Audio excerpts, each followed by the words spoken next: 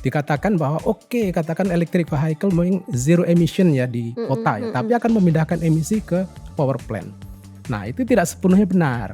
Nah, transportasi kalau kita bicara kendaraan listrik, itu solusi, hanya bukan satu-satunya.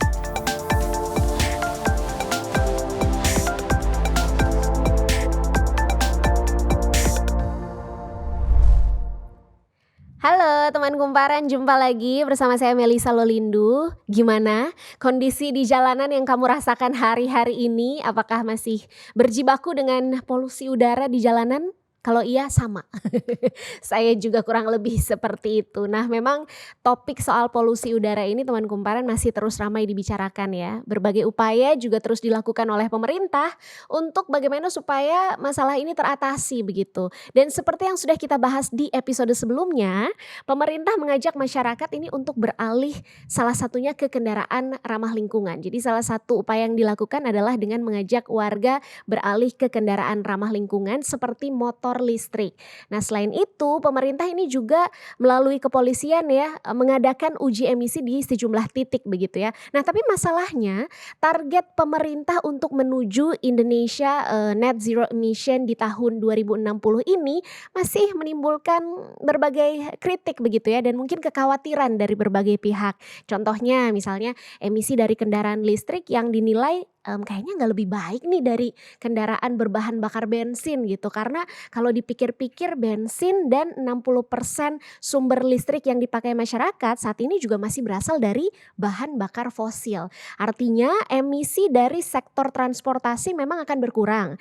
Tapi di sisi lain emisi dari pembangkit listrik ini dinilai juga akan tinggi begitu ya. Nah jadi sebenarnya mana sih yang emisi karbonnya lebih pekat di antara motor bensin atau motor listrik? Nah saya ajak teman kumparan untuk kita bahas soal ini bersama dua narasumber yang sudah hadir di studio kumparan hari ini.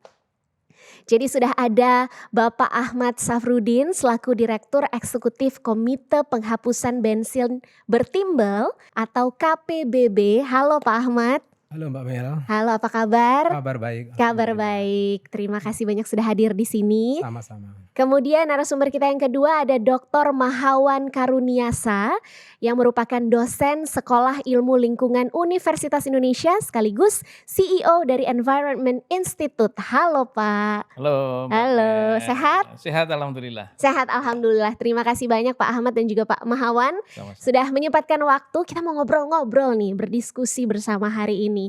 Jadi seperti yang tadi sudah sempat saya mention ya Pak, ini ada kritik nih dari beberapa pihak seputar emisi yang dihasilkan ketika kita beralih ke kendaraan listrik. Mungkin saya mau ke Pak Ahmad terlebih dahulu Pak. Karena kritik ini berkaitan dengan motor listrik yang disebut mengusung energi bersih gitu ya. Tapi bahan bakar untuk menghasilkan listrik itu sendiri masih berasal dari energi fosil yaitu batu bara. Nah jadi mungkin ada yang menilai ini nggak ada bedanya kalau gitu dengan motor bensin gitu ya. Tanggapannya seperti apa Pak Ahmad? Nah, pendapat itu tentu harus dikoreksi. Iya. Memang gini ya, ini kan pertempuran cukup panjang, 100 tahun lebih ya. Pertempuran antara ICE teknologi dengan electric vehicle ya. ICE itu ignition combustion engine ya, atau motor atau kendaraan BBM ya, dengan kendaraan listrik.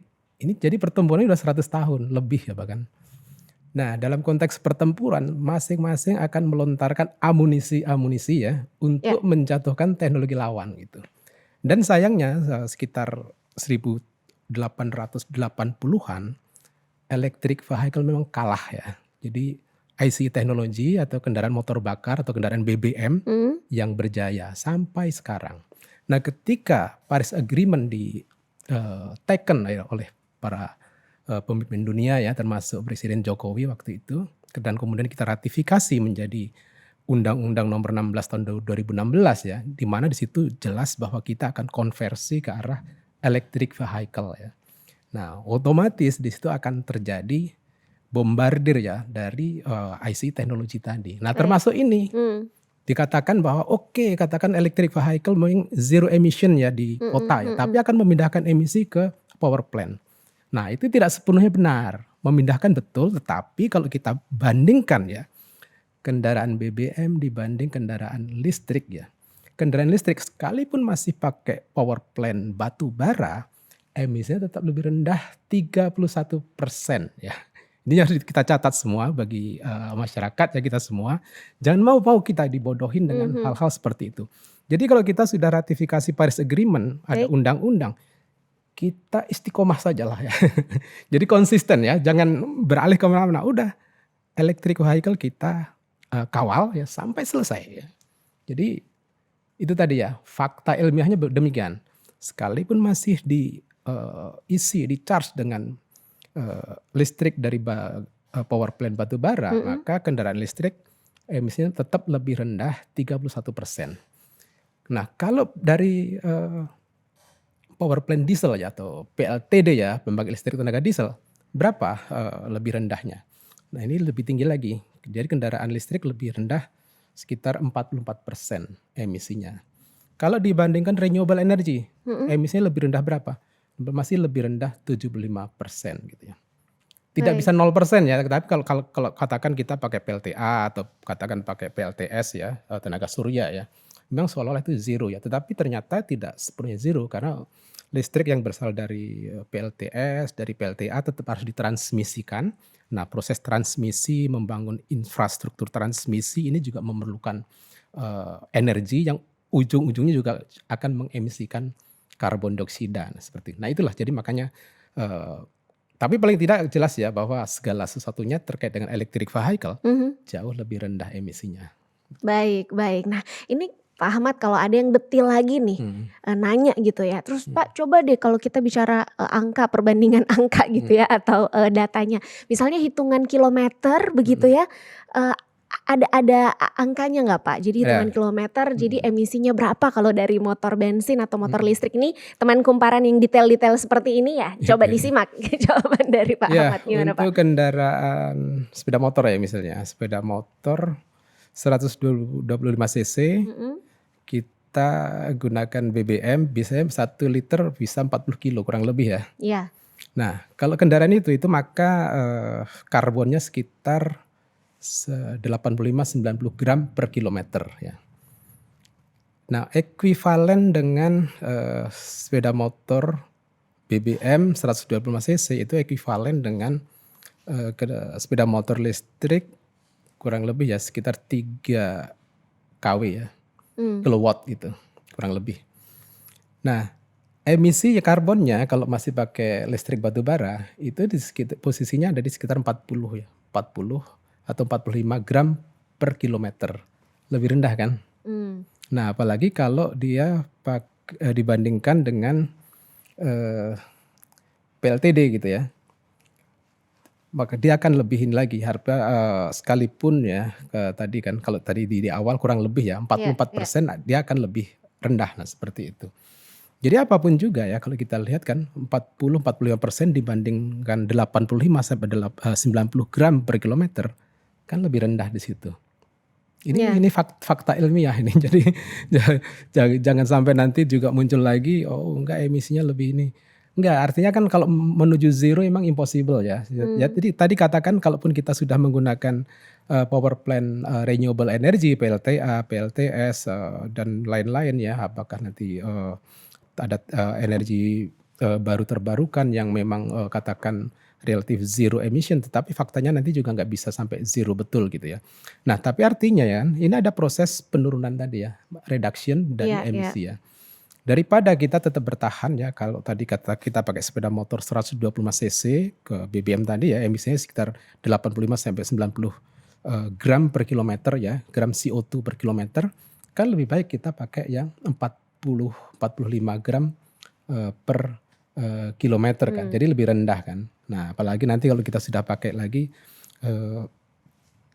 katakan dari listrik yang berasal dari PLTD tadi, dari diesel kan, mungkin dia akan turun lagi sekitar di angka 30 gram CO2 per kilometer. Dan kalau sudah pakai renewable energy, maka jatuhnya maksimum hanya sekitar 20 gram CO2 per kilometer. Jadi ada proses di mana dari waktu ke waktu emisi akan semakin rendah. Nah, seperti itu. Baik. Intinya pasti ada pengurangannya ya Pak, Betul, dibandingkan dengan kalau kita memakai, motor bensin begitu. betul. Oke, dan seperti yang kita tahu juga ya, teman kumparan, bahwa, produksi dari batu bara itu sendiri memang tidak hanya dipakai untuk kendaraan listrik saja, tentu juga ada yang digunakan untuk konsumsi rumah tangga dan industri begitu ya. Berarti akan ada konsumsi listrik dalam jumlah yang mungkin bisa dikatakan lebih besar begitu ya. Saya mau ke Pak, Mahawan nih Pak. Kalau dari pengamatan Bapak, apakah beralih ke motor listrik ini sudah jadi solusi yang tepat untuk, mengatasi polusi atau justru sebenarnya ada masalah yang harus kita antisipasi dan dampak lain dari sisi lingkungannya? Ya, jadi yang pertama itu kalau dari laporan PBB yang terbaru ya, dari UNEP ya, intinya bahwa emisi gas rumah kaca terus bertambah sampai sekarang. Bahkan di tahun 2022 itu angkanya bahkan tertinggi dengan sudah lebih dari atau hampir 30 tahun kita membicarakan perubahan iklim secara secara global gitu Iya ya. iya, Ya. Nah, sumber utamanya adalah penggunaan bahan bakar fosil baik. lebih dari 50%. Dan kalau kita lihat lagi lebih rinci, maka sumber dari bahan bakar fosil itu adalah pembangkit listrik, transportasi, dan industri. Nah, oleh karena itu kita harus memangkas dari 3 aspek itu, termasuk transportasi. Mmm, Nah, transportasi kalau kita bicara kendaraan listrik, itu solusi, hanya bukan satu-satunya. Jadi begini, kalau dihitung-hitung, jadi banyak yang sering menggunakan istilah, wah kalau kendaraan listrik itu kan cuma pindahkan knalpot saja. Tidak begitu. mmm, Kalau kendaraan BBM knalpotnya 2. Di knalpot kendaraan itu dan di sumber produksi BBM-nya, di produksi BBM mulai dari hulu sampai hilir itu ada emisinya gitu ya. Jadi bukan berarti terus kalau pakai kendaraan listrik terus BBM-nya karena di listriknya masih menggunakan batu bara. Betul pakai batu bara, tetapi jangan lupa bahwa BBM yang digunakan oleh motor kendaraan konvensional itu juga pada saat memproduksi BBM itu juga menghasilkan emisi juga gitu ya. Jadi knalpotnya 2 gitu ya. mhm mhm. Kalau kendaraan listrik knalpotnya 1, itu kalau menggunakan istilah knalpot karena Ya dibilang ya. itu pindah knalpot. Nah tadi dengan contoh seperti itu sudah jelas bahwa kalau dengan pengadaan listrik yang mungkin lebih ramah lingkungan bisa memangkas 50% emisi. Artinya bahwa kalau menggunakan kendaraan biasa itu 50 kilometer, kalau menggunakan kendaraan listrik itu bisa 100 kilometer dengan emisi yang sama. Kan berarti lebih baik pakai kendaraan listrik otomatis. Tetapi kenapa bukan satu-satunya solusi? Jangan sampai suatu saat kita di Jakarta misalkan terus macet kendaraan listrik. Nah, itu Ya kan dia ya harus ya. dihindari. Jadi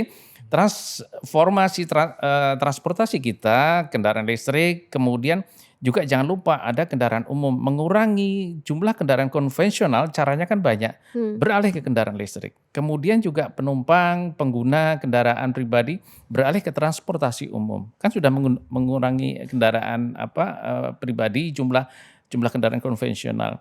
Jadi transportasi kita diawali dengan kendaraan listrik, kemudian perlu berangkat ke kendaraan umum berbasis listrik juga. Jadi mmm. transportasi umum listrik. Sehingga jangan sampai kejadian nanti suatu saat kita beralih ke kendaraan listrik lupa mengembangkan kendaraan umum, transportasi umum berbasis listrik. Jadi suatu saat bisa jadi akan macet kendaraan listrik. Kalau hanya menyandarkan pada kendaraan listrik saja tanpa mengembangkan transportasi umum berbasis listrik. Tapi intinya menggunakan kendaraan listrik memangkas emisi. Bukan hanya pindah knalpot, ngurangi jumlah knalpot. Dari 2 jadi 1 gitu. Itu dia catatannya ya. Tadi juga yang Bapak maksud harus paralel ya antara kendaraan pribadi, Betul, berbahan, betul, listrik dan juga betul, kendaraan umumnya juga. betul, betul. Oke, Pak, kalau dari kacamata Bapak sebagai seorang, dosen ilmu lingkungan gitu ya, sejauh ini apakah ada alternatif-alternatif lain sebenarnya yang mungkin punya peluang untuk jadi pengganti bahan bakar bensin?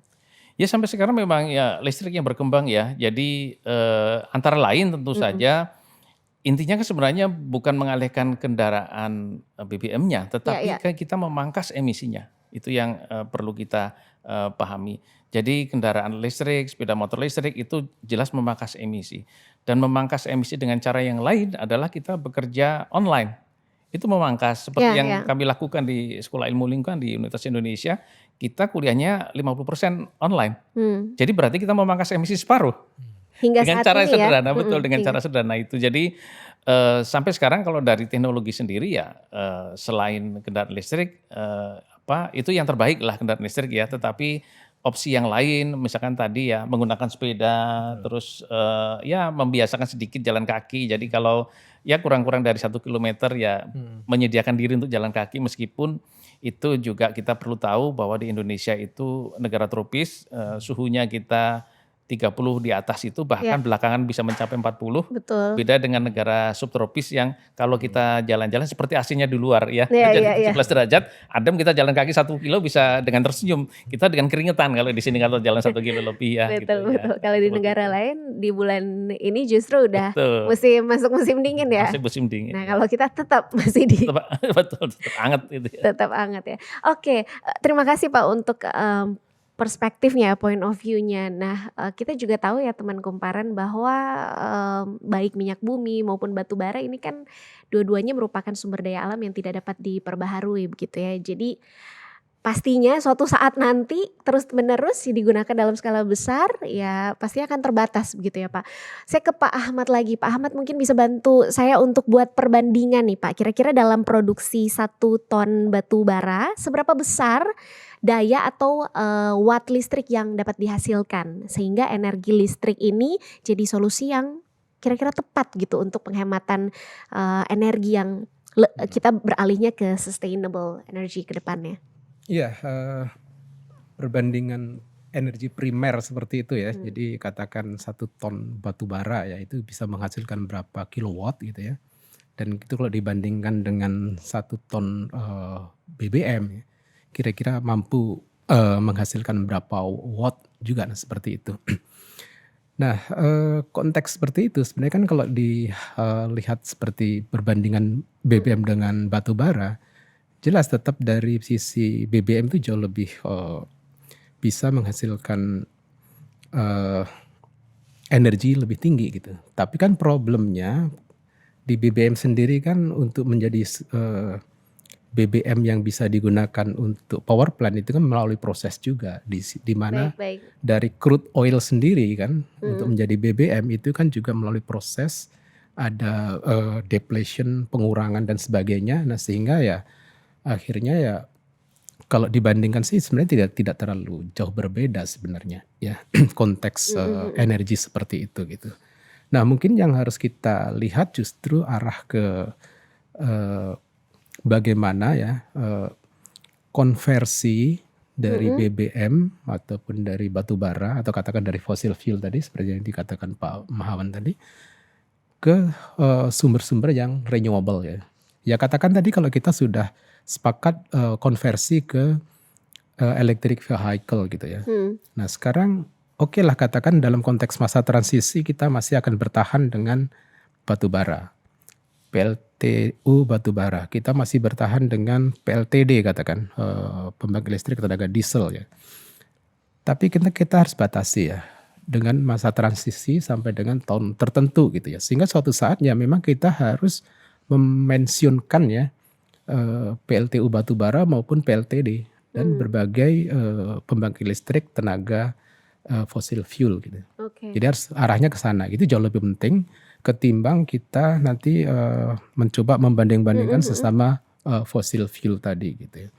Jadi sekali lagi ya kita kalau memang udah sepakat dengan Undang-Undang 16 tahun 2016 bahkan kemudian 2019 keluar Perpres 55 tahun 2019 tentang percepatan kendaraan listrik berbasis baterai gitu ya. Yeah. Kemudian sudah turun ya PP 73 tahun 2019, PP 74 tahun 2021 yang intinya adalah kebijakan fiskal ya untuk kendaraan-kendaraan yang rendah emisi, nah, seperti itu. Nah itu harus sekuennya itu harus continue gitu ya. Jangan sampai kita setback lagi ke kebijakan di luar dari baterai electric vehicle tadi. Nah, namun ya sekali lagi kalau kita sudah baterai electric vehicle ya mudah-mudahan dalam konteks transisi energi kita tidak bertahan pada fossil fuel tadi gitu. Oke. Nah, jadi Pak, dengan Mhm. segala kebijakan yang sudah diatur tentunya juga dengan mendengarkan dan mempertimbangkan usulan tadi Mhm. misalnya ya. Tapi kalau dari Pak Ahmad sendiri apakah optimis possible nih di Mhm. tahun 2060 ini bisa mencapai net zero emission atau sebenarnya menurut Bapak Mhm. butuh waktu yang lebih lama atau seperti apa? Bisa ya, bisa tapi dengan catatan ya nanti, terjadi pergeseran, eee, dominasi politik di nasional Mhm. misalnya. Tapi selama, para pengusaha batubara masih mendominasi pengambilan keputusan, negara ya, Mhm. itu juga impossible 2060 tercapai gitu. Tetapi kalau, keputusan negara, public policy secara nasional dalam konteks energi bisa lebih dipengaruhi oleh kepentingan masyarakat banyak ya, itu akan bisa. Tetapi kalau masih seperti yang sekarang ya, ada dominasi pihak-pihak tertentu dalam pengambilan keputusan energi nasional ya, kepentingan tertentu tadi yang lebih pihak pada, politik batubara ya. Mhm. Selama politik batubara masih didominasi oleh pihak tertentu yang kebetulan punya, eee, influence ya, pengaruh di level pengambilan kebijakan nasional, ya itu sekali lagi impossible 2060 akan tercapai net zero emission gitu. Oke, jadi artinya menurut Pak Ahmad itu Mhm. selama pemerintah itu benar-benar fokus dengan kebijakan yang ada Mhm. dan apa ya, benar-benar apa objektifnya itu untuk kepentingan bersama ya, Betul. kepentingan Mhm. masyarakat atau warga, maka sebenarnya possible Possible. 2060 itu Bahkan lebih kita bisa cepat mencapai, bahkan lebih cepat. bahkan lebih Katakan cepat. nanti 2024 kita ada, presiden, yang terpilih dan kemudian memimpin dan bisa mengedepankan kepentingan masyarakat banyak, mengedepankan kemandirian energi nasional ya, tentu itu akan bisa tercapai gitu. Oke. Artinya kalau kita akan berorientasi pada kemandirian kemandirian, energi nasional ya, Mhm. kita akan fokus katakan PLTS tadi. Oke, baik baik. Maka bisa jadi 2035 sudah bisa tercapai net zero emission. Baik baik, itu Mhm. dari, Mhm. masukan dan, Mhm. perspektif Pak Ahmad ya. Saya ke Pak Mahawan, bagaimana Pak kalau melihat target tersebut? Mhm. Baik, jadi, secara global ya, Mhm. punya agenda net zero emission tahun 2050. Kemudian negara maju, negara berkembang berbeda. Mhm. Negara-negara maju kurang lebih agendanya tepat di 2050, net zero emission. Mmm. Negara-negara berkembang biasanya sedikit lebih lama dari itu dan itu rasional. Mhm. Indonesia adalah targetnya 2060 atau lebih cepat, artinya bisa lebih cepat. Nah, lebih cepat itu juga harus bersamaan negara maju dengan negara berkembang. Negara maju juga harus, lebih cepat, kalau bisa tahun 2030. Tidak mungkin negara berkembang lebih cepat dari negara maju, itu tidak mungkin. Sehingga, yang pertama bahwa sangat mungkin termasuk Indonesia untuk lebih cepat, dengan syarat negara maju juga lebih cepat. Tetapi terkait bahwa apakah bisa tercapai atau tidak, Eee, kalau lihat dari dokumen kita yang disebut sebagai dokumen visi Indonesia ya, 2060 atau lebih cepat atau Mhm. net zero emission, kita Indonesia, itu mungkin dicapai, mungkin tercapai. Eee, tetapi satu itu ya, dukungan politik itu hal yang wajib. Tanpa dukungan politik, tadi sudah ada disebut bahwa, politik batubara, politik bahan bakar Mmm. fosil Mhm. itu harus dipangkas. Jadi nanti pemimpin yang baru harus punya komitmen politik kepada agenda net zero emission Indonesia. Harus ada risiko politik, kalau tidak berorientasi pada, Mhm. pencapaian target net zero emission Indonesia tahun 2060 atau lebih cepat. Ya. Dan bahkan agenda 2060 itu kan diturunkan Iya. ya di tahun 2030 namanya National Determined Contribution atau bahasa gampangnya itu adalah komitmen Indonesia kepada dunia untuk pengurangan emisi. Dan itu di tahun 2030 kita, mengurangi kurang lebih 32% sampai 43% untuk menuju ke net zero emission itu. Bahkan nanti tahun depan kemungkinan kita akan menggunakan versi yang lebih baru itu ya, komitmen yang lebih baru, yang lebih banyak reduksi emisinya. Agar benar-benar tahun 2060 atau lebih cepat mencapai net zero emission Indonesia. Saya yakin bisa mencapai, syaratnya satu, Mhm. presiden yang baru dan seterusnya nanti komitmen terhadap Mhm. itu. Dan saya juga mengajak ini semua termasuk anak-anak muda, terutama anak-anak muda karena yang paling riskan terhadap masa depan kalau target itu tidak cepat tercapai itu adalah anak muda. Maka anak muda harus memberikan risiko politik kepada para politisi yang tidak komitmen terhadap pengendalian perubahan iklim itu. Ada risiko politik gitu ya. Risiko politik, menarik ya. Jadi kalau saya mau bisa sederhanakan, satukan keywords-nya itu adalah bagaimana komitmen dari pemerintah ya terhadap kebijakan ini, dan yang kedua tadi kolektif ya, dilakukan secara kolektif bersama-sama bersama warga gitu ya, sebagai masyarakat. Mungkin sebagai penutup Pak Mahawan dan Pak Ahmad masing-masing bisa memberikan catatan untuk benar-benar diingat dan diantisipasi dalam rangka kita menuju ke 2060 itu apa Pak Mahawan terlebih dahulu? Ya, yang jangka pendek tentu saja proses transformasi di sektor energi dari transportasi misalkan yang tentu saja perlu bersumber dari pengadaan listrik, sumber bahan bakar yang tadinya awalnya adalah menggunakan bahan bakar fosil beralih ke bahan bakar yang ramah lingkungan, itu semua pihak harus mendukung. Jangan sampai sekarang PLTU-nya batu bara, kemudian mau beralih ke PLTA air, PLTS surya, kemudian dan yang lain juga masih di demo lagi. Kita kan mau energi bersih jangan di demo gitu ya.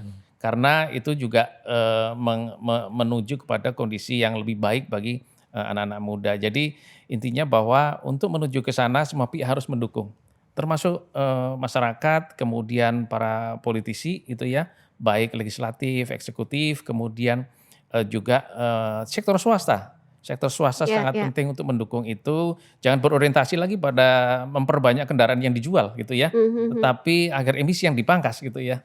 Kan senang itu kalau yang beli BBM, motor BBM banyak senang gitu, motor listrik banyak senang, tapi bikin macet motor listrik senang, itu juga harus dihindari industri. Nah, jadi dua-duanya penjualannya terus digenjot gitu ya. Jadi kemudian masyarakat juga mendukung itu, saya kira ke sana, termasuk akademisi. Akademisi itu ya banyak yang kuper juga itu ya. Jadi masih banyak juga ada ya, bukan banyak, adalah yang belum percaya perubahan iklim. Sudah mau banjir-banjir begini masih nggak percaya perubahan iklim, juga ada akademisi itu ya. Jadi akademisi yang kuper-kuper itu juga harus mulai kembali ya, melihat sesuatu bahwa kita menuju ke arah yang mengkhawatirkan kalau kita tidak melakukan aksi bersama. Jadi kebersamaan itu menjadi kata kunci untuk mencapai agenda-agenda pengendalian perubahan iklim di Indonesia dan kontribusi Indonesia untuk dunia. Baik, aksi bersama. Terima kasih Pak Mahawan. Pak Ahmad bagaimana Pak? Ya, kita sebagai masyarakat ya, dalam konteks bertransportasi, dalam konteks untuk efisiensi energi ya, dalam konteks untuk menekan emisi gas rumah kaca maupun emisi pencemaran udara yang sudah membombardir Jabodetabek baru-baru ini ya. Padahal sebenarnya sudah 3 dekade ini kita dibombardir pencemaran udara. Nah, caranya yang pertama kita harus menghindari hal-hal ya yang tidak perlu dalam konteks penggunaan energi ya. Misalnya kalau kita dari satu titik ke titik lain, tadi Pak Mahawan juga sudah menyinggung ya, jarak 1 kilo, 3 kilo, ya kita berjalan kaki saja. Katakan ke warung, beli sabun, beli odol, jalan kaki saja. Ke musola pakai sepeda ya. Atau kalau jarak 15 kilo pakai sepeda masih enak kok. Jadi jangan khawatir panas, enggak. Ternyata kalau bersepeda biar enggak panas sih kita buka saja kancing baju ini kita buka. Itu sudah akan terjadi ventilasi yang membuat kita tidak gerah. Itu enak untuk bersepeda. Pak Ahmad sudah merasakan nih teman kumparan, karena tadi datang ke sini juga Pak Ahmad naik sepeda. Goes. Jadi kita hindari menggunakan kendaraan yang berefek pada pemborosan energi tadi. Jadi mencoba menghindari hal-hal yang tidak perlu atau menghindari hal-hal yang bisa kita lakukan tanpa membuang energi gitu. Nah, yang kedua tentu kita ingin juga mencoba shifting ya. Shifting itu ya tadi kalau saat ini ke kantor, ke belanja atau kemana-mana pakai sepeda motor, pakai mobil ya, kita juga shifting. Kalau ada public transport, kalau di Jakarta kan ada Jaklingko ya, ada Transjakarta, ada MRT, ada LRT, ada KRL, komuter lain ya.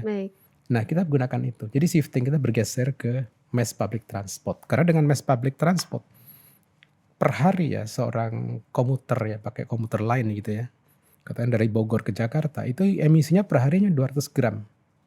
per hari ya. Kalau pakai sepeda motor 3.000 gram. Nah, lebih gede kan pas sepeda motor ya. Besar Betul. ya.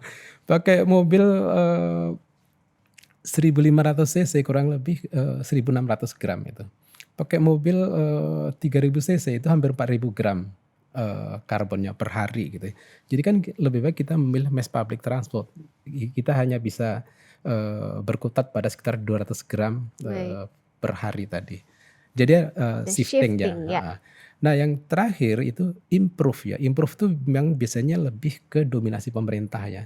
Kalau yang menghindari avoid tadi ya atau bergeser atau shifting tadi itu bisa partisipasi dari masyarakat. Tapi kalau improve itu memang harus peran dari pemerintah. Dalam konteks ini ya kita mohon pemerintah juga harus inovatif dan juga lebih responsif untuk mengembangkan teknologi-teknologi ya, di-improve sehingga juga lebih efisien energinya. Karena efisien energi itu ekuivalen dengan low emission, bahkan zero emission tadi. Baik emisi karbon dioksida, greenhouse gas maupun emisi pencemaran udara, seperti itu. Oke teman kumparan, semoga obrolan ini bermanfaat untuk kita semuanya dan bisa menjawab ya bagaimana kegelisahan dan kekhawatiran dari teman kumparan.